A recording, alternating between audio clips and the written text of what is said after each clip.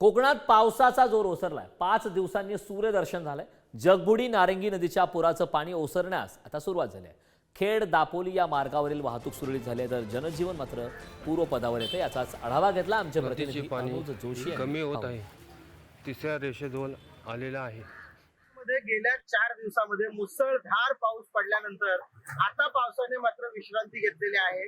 खेडमध्ये पूर परिस्थिती आता ओसरायला सुरुवात झाली आहे।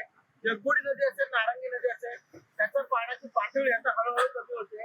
आपण उभे आहोत खेड दापोली मार्गावर। जर पाहिलं तर खेड दापोली मार्गावरील ज्या ठिकाणी दररोज पाणी साचून मार्गावरील वाहतूक ही बंद होत असते, त्या सुर्वे इंजिनिअरिंग या ठिकाणी आपण उभे आहोत। रहदारी आता पुन्हा एकदा सुरू झालेली आहे। मुंबई गोवा महामार्गावर देखील आता वर्दळ दिसायला लागले। खेड दापोली मार्गावर देखील वर्दळ दिसायला लागले।